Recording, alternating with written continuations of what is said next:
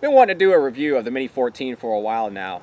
This review has actually been about 2 years in the making. I'm going to have a lot of information in this, so pull up the chair and the popcorn and let's get started.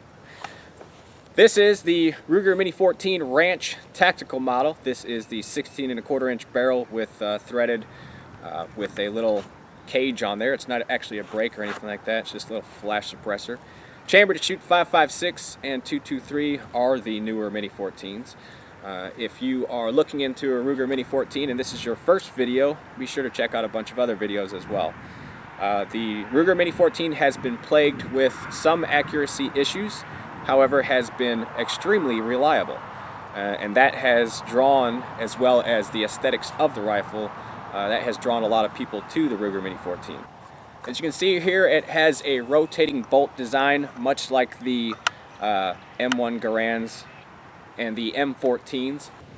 Out there at about 100 yards, I got a Competition Target Systems ABC target out there waiting to be rang, and I got some cheap American Eagle 223. Let's see if we can't just help it out.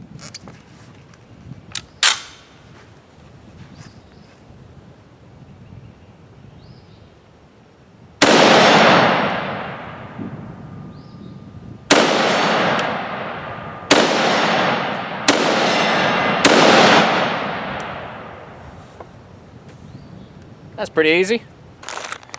All right, so I did an initial accuracy test with some ammo that I had laying around, and I think it was roughly 45 to 50 yards. I got the best results with the stuff I had with this right here. This is the American Eagle that you can find at Walmart. We're just gonna go ahead and send it down at 100 yards and see how well it groups. I'm just shooting off a bag and prone, so let's see how it goes.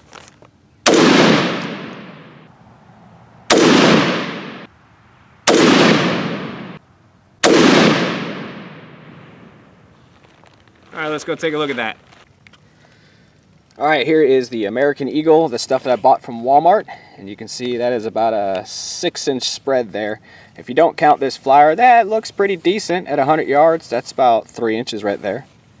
So I know each time I pull the trigger, my crosshairs was within this box. The Ruger Mini14 was never really meant to be a tack driver. It was never marketed to be a tack driver. It wasn't even until later dates of the Mini14 production that Ruger actually started listening to owners of the Mini14 complaining about how inaccurate it was, that they actually went and tried to squeeze just a little bit more accuracy out of the Mini14. You can see right here they beefed up the barrel in the back end to kind of stop some of that barrel whip. They tried to work on a little bit of the harmonics inside of the that the barrel is producing via the action. And it is mainly the design of the Mini14 is what attributes to its poor accuracy. There's a lot going on in here as far as the harmonics goes.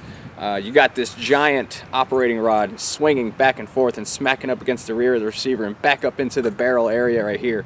There's just so much variation that the barrel never really settles exactly where it's supposed to be. And we're talking microscopically and harmonically.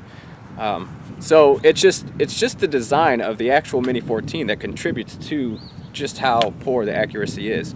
Now that being said, I'm not saying the accuracy is such a horrible that you're shooting 9 yards this way, 10 yards that way. You're still within a kill zone at 100 yards of medium to large size game. 5-inch groupings out there is nothing to brag about in a match competition.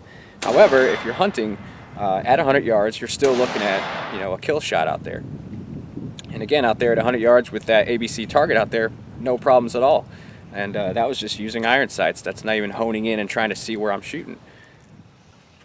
All right, we'll go ahead and put the Mini14 in the role that it was marketed to be in, which is a ranch rifle. It was meant to dispatch critters away from the farm or the ranch, or you know, and protect the farmland and the farmlander's family. So let's say all those steel targets out there are coyotes and foxes and other stuff that people shoot at on a ranch. Let's get the one below it. All right. Let's reach out a little bit further and say that's a fox trying to get in the chicken pan. And we got to take care of that. Well, that ain't too bad. How about the two genius twins that just watched everybody else get shot and they ain't moving? sitting on a bench right there. Those are 4-inch targets. I don't know if I'm going to be able to hit them or not.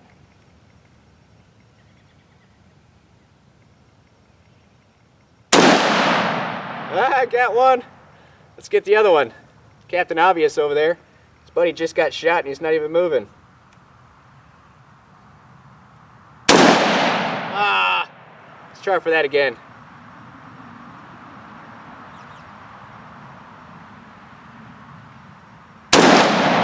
There we go.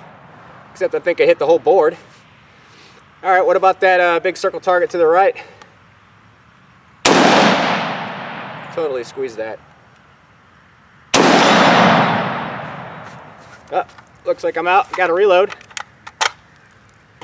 Alright, how about just like the old classic zombie movies back in the day that started out on a farm and there's no more room in hell, so the dead's walking the earth. Well, now we got to protect the farmland from those guys. Let's go for that circle target again.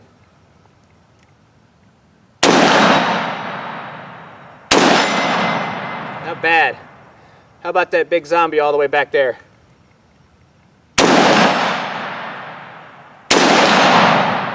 That wouldn't be a good zombie movie without going for his head, right?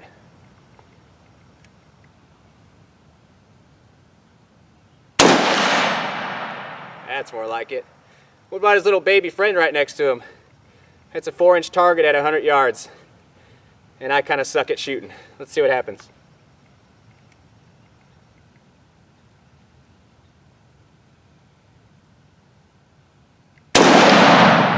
Got him!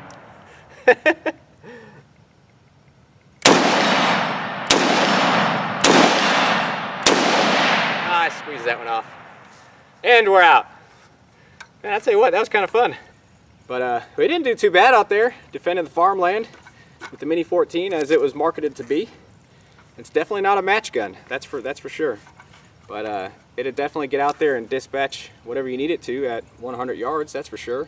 I can see it stretching out a little past 100 yards, maybe 200 yards. I'd say the Mini14 is a good 0 to 200 yard gun. And you know, again, like I said, if you got one that reaches out further than that and it groups really well, you know, it's my honest opinion that you got a factory freak, and the rest of us are suffering with our, you know, 5 MOA to 3 MOA at the best Mini14s out here.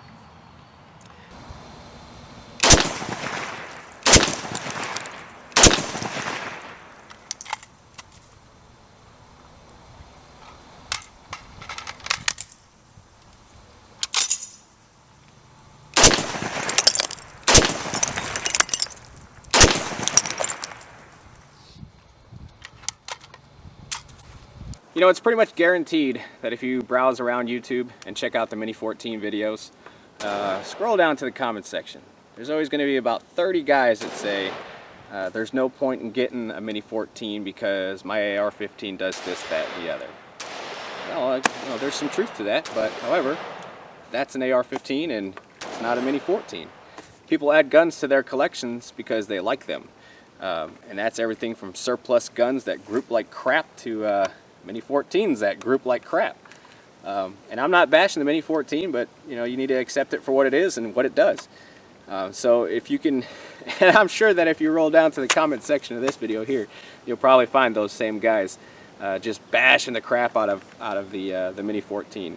The Mini14 is basically turned into somewhat of an underdog, and I gotta appreciate that about the Mini14 because for some reason it's still here and it's still selling, and people still want to buy it. And you know, that's why I own this one, and that's why I'm making this video. So.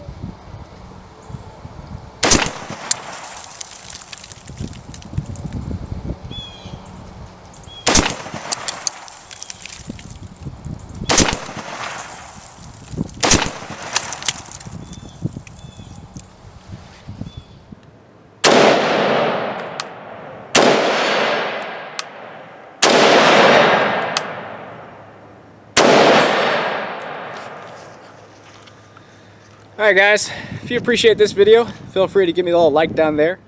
I really do appreciate you watching our videos and sharing and commenting. If you have any questions at all, feel free to ask, but just know that I am no Mini14 connoisseur by any means. I've just had a couple years of experience with this rifle and can only provide what I have experienced. Anyway, we appreciate you guys watching as always, and we'll catch you guys next time.